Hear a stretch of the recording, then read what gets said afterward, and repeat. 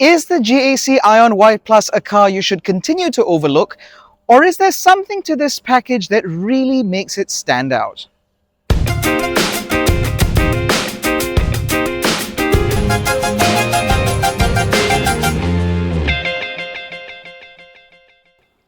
Underneath the bonnet of the GAC Aion Y Plus, you will find nothing of any real importance, but it's a neat segue into this car's powertrain. So the GAC Aion Y Plus is available in two variants, but regardless of which one you go for, power outputs remain exactly the same, a little bit over 200 PS and about 225 Newton meters of torque, with 0 to 100 completed in about 8.5 seconds or somewhere under 9. Now, this is powered by a relatively large 60 plus kilowatt hour battery, which gives this car a WLTP rated range of 430 kilometers on a single charge, which is all pretty good. However, the AC charge rate on this car is a rather disappointing 6.6 kilowatts, which means that it will take about 10 plus hours to charge this car from dead to full. Even more annoyingly, the DC charge rate is capped at just 80 kilowatts, which means that a 30 to 80% charge will probably take about half an hour, which means that if you are traveling with this car, or if you're looking at this as something that you might want to travel with, you might need to adjust your travel plans. Now, when the GAC Aion Y Plus was first launched, this car was available at 120 grand for the entry-level model and 136 grand for this, which is the more expensive premium. However, today you can get these cars for under 100 grand brand new, or pre-registered or unregistered new old stock or something like that. Now, I want you to keep that price point in mind as we go through the rest of the car, because that updated price point, I think, does sort of change this car's appeal a little bit. What hasn't changed, however, is this car's overall aesthetics, at least from when it launched like last year. So up front, you get full LED headlights, replete with an LED indicator, as well as these things, which are called angel wings. Okay, but these are ultimately your LED daytime running lights, which stay on for most of the time, and of course when this car's in positioning light mode, it also stays on, which makes this front end look very distinctive, which is pretty good because the rest of it is relatively forgettable. Save for this blue tint on this GAC logo here, the front end of this car is very clean and very clearly geared towards optimized aerodynamics, which is why the front end of this car, for example, is relatively short with a steeply raked windscreen. Now, if you ask me, there is something about the design of this car that has reminded me countless times of the Hyundai Matrix. And I think that that is also something worth bearing in mind. For a little while, that was a very popular family compact MPV for people with 2 or 3 kids who just wanted a car to cart about the family and to do daily errands and stuff like that. And I think that that is ultimately the same target market the GAC Aion Y Plus will appeal to. Simply because at this price point and at this packaging, this car goes up against vehicles like the BYD Atto 3 and the Proton E-MAS 7, among many other competitors. Which means that if you're looking at this compared to an SUV, it might not be all that appealing because it's a much more MPV-like design. But if you like the practicality of a compact MPV, then the GAC Aion Y Plus should certainly be a pretty strong contender in your shortlist. Those MPV-like sensibilities are very obvious from this angle, where as you can see that steeply raked windscreen leads to a relatively long cabin with a lot of space on this car's relatively long wheelbase. And with its large glass house, this does look like more of a family hauler than anything else, even though GAC calls this a crossover. Okay.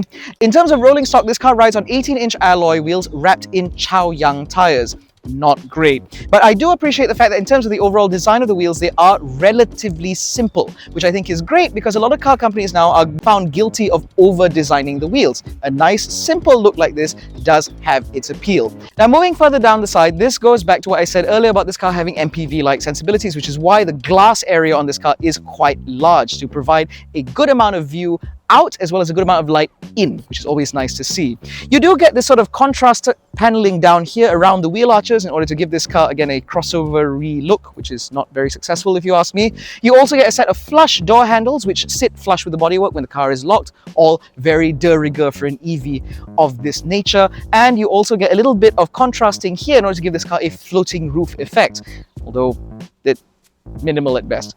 Now again, this car has a relatively long wheelbase for what it is, which means that this benefits hugely in terms of cabin space. This also benefits in terms of storage space, as we'll discover shortly. But overall, it is quite clear to me at least that this car has the sensibilities of a compact MPV. There are some people who want something that has a relatively small footprint but has enough space and practicality within in order to serve as a family car. And I do think the Aion Y Plus has that in spades.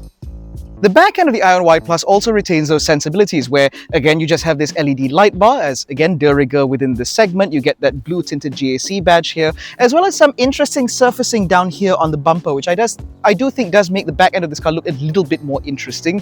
But ultimately, this is still a compact MPV no matter how you slice it, so it's just going to look like a compact MPV. Now, behind this powered tailgate, this is where that long wheelbase really pays dividends, because the amount of space back here is very, very impressive. There is certainly enough space in here for 5 people's worth of luggage to disappear for like a week if you should so want to.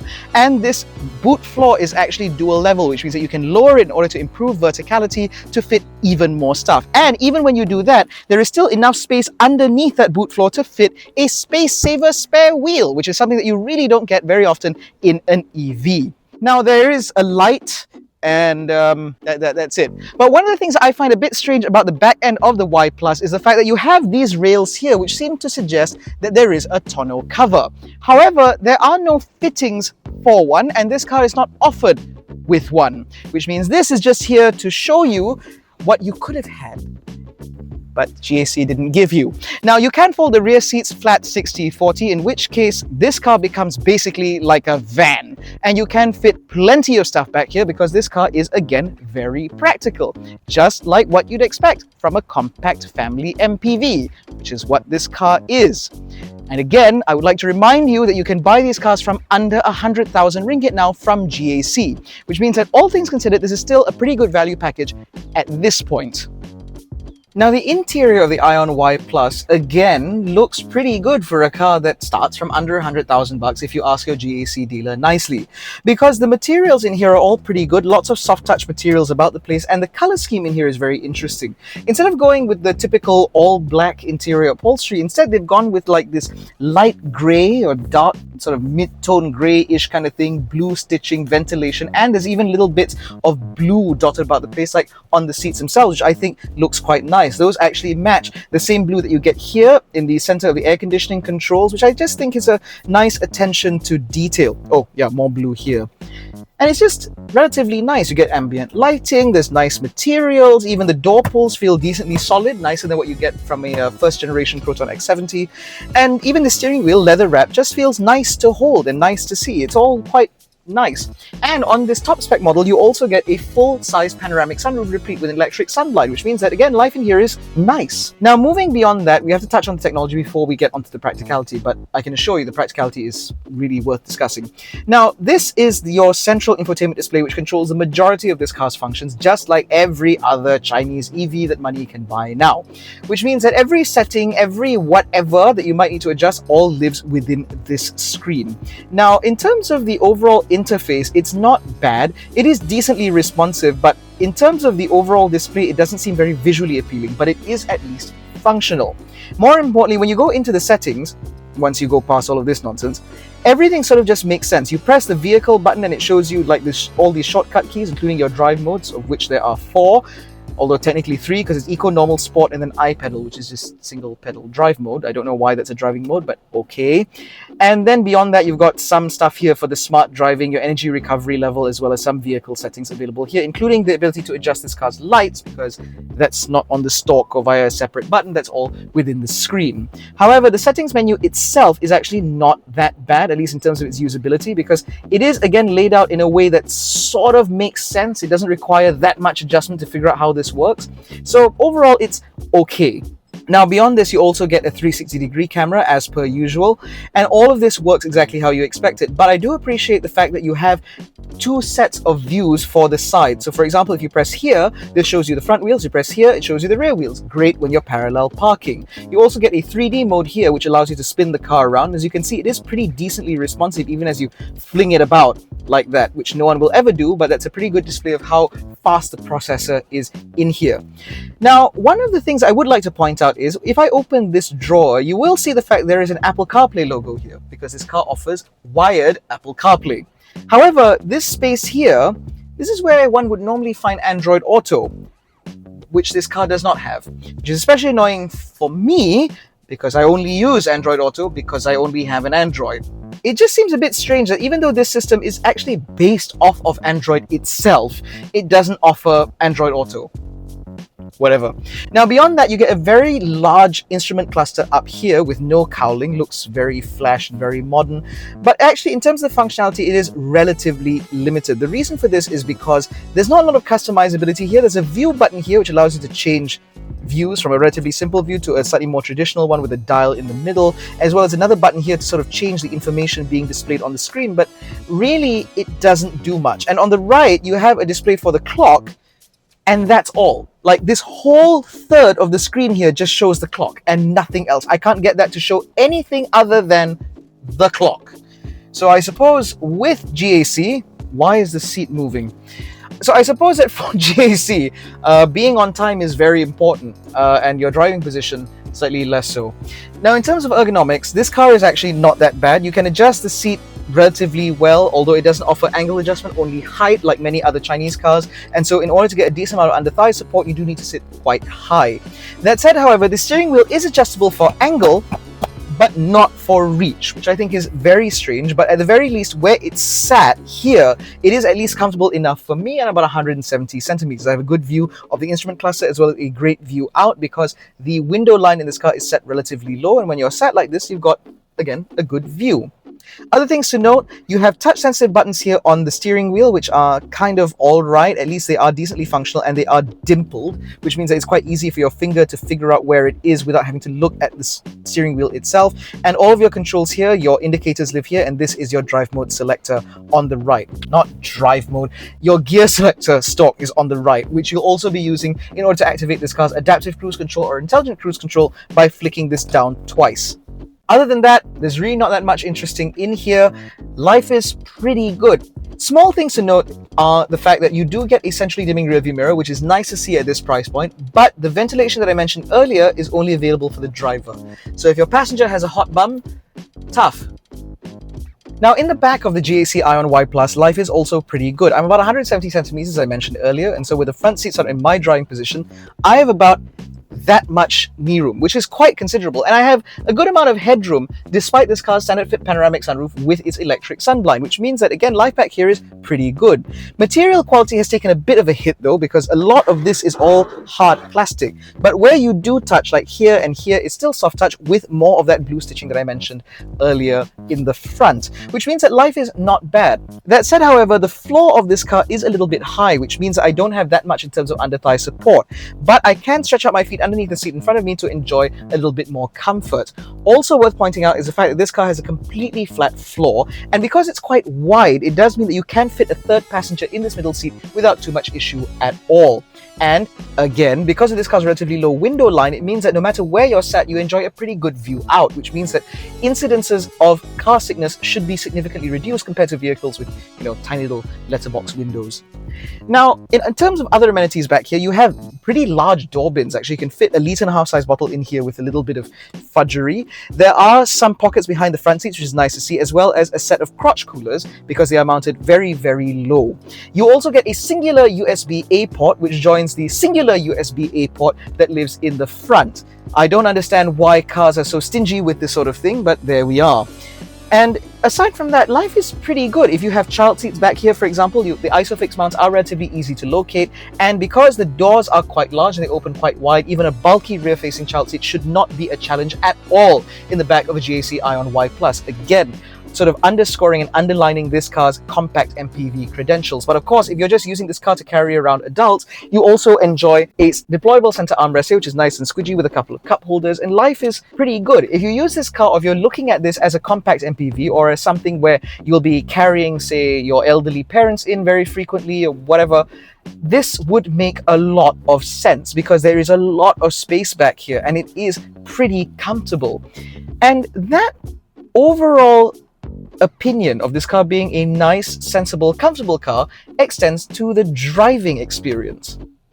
Now, driving the Aion Y Plus does remind me a little bit of, again, the Hyundai Matrix that I mentioned earlier, as well as cars like the Mercedes-Benz B-Class, because you have this very long dash, this steeply raked windscreen, you have a great view out, and when you look out the back, you can also see there's plenty of space in the rear for 3 passengers to sit very comfortably, which means that this is a pretty adept package as a family compact MPV. This is a 5-seater.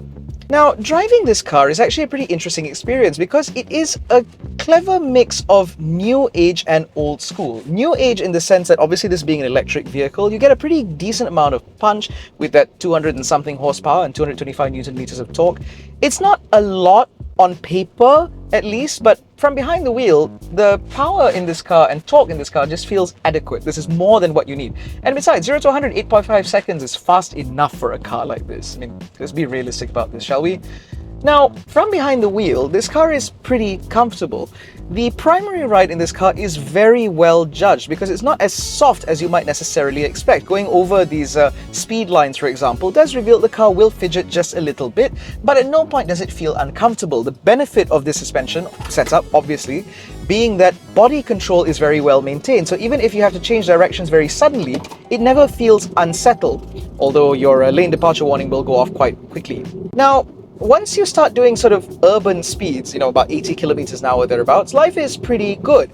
In terms of, aside from that rough patch earlier, in terms of refinement, life is alright. These Chaoyang tires don't really put up that much in terms of road noise at this sort of speed, and wind noise is also relatively well addressed given the fact that this car has the aerodynamic properties of a door stopper, which means that life is okay. This is a pretty reasonable, comfortable place to be, and you could very easily do the daily commute in this without any issue whatsoever. However, when you start to pick up a little bit more speed, that's when it starts to fall apart a little bit.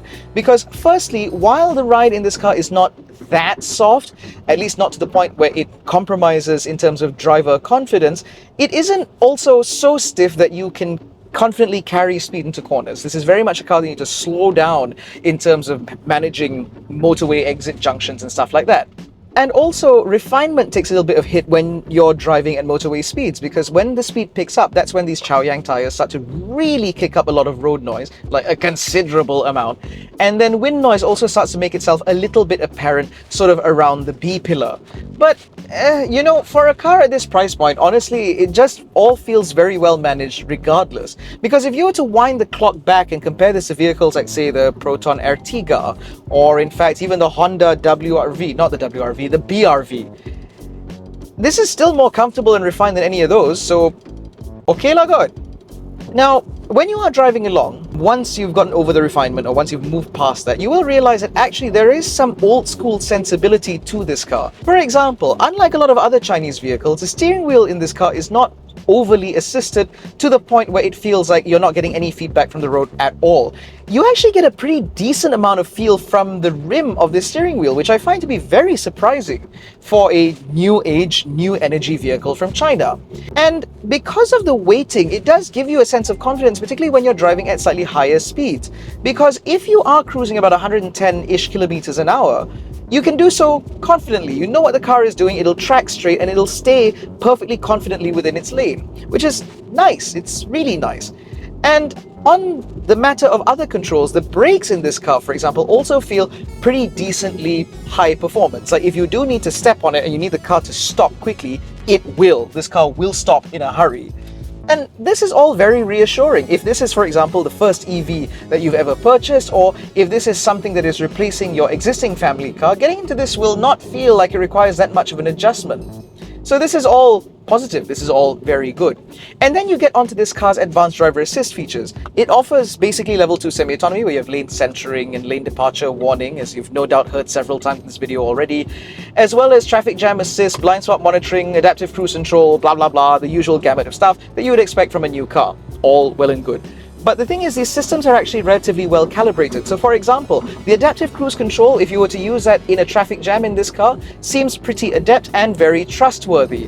Which means that, again, the car can do the majority of the work when you're stuck in the very worst traffic that KL has to offer, which seems to be happening more and more often these days. And when you pair that to a car that is relatively comfortable, like these seats, for example, are doing a great job at sort of removing the pressure of the weight off of my body and onto the seat itself, it does feel like a car that you can get along with quite easily. Except for two key areas. Number one, the fact that it doesn't offer Android Auto, but I mentioned that already. The other one is a little bit more surprising, and that is actually the sound system. Now, this car offers something called Bon Jovi sound. I didn't mispronounce that. That is spelled B-O-N-G-I-O-V-I. Yeah, and it is related to Bon Jovi of Bon Jovi fame. Now, this car offers Bon Jovi sound with like 4 different modes or whatever, and I tried that and the audio was muddled, undefined, and pretty much crap. Like, I genuinely detested listening to music in this car with those settings on. However, when I switched them off and I actually got to play around with the equalizer settings myself, then the sound became perfectly acceptable. That just feels like a really weird oversight. Like, why would you have a branded audio system, algorithm, metric thingy, whatever, processing system, if it then makes it worse?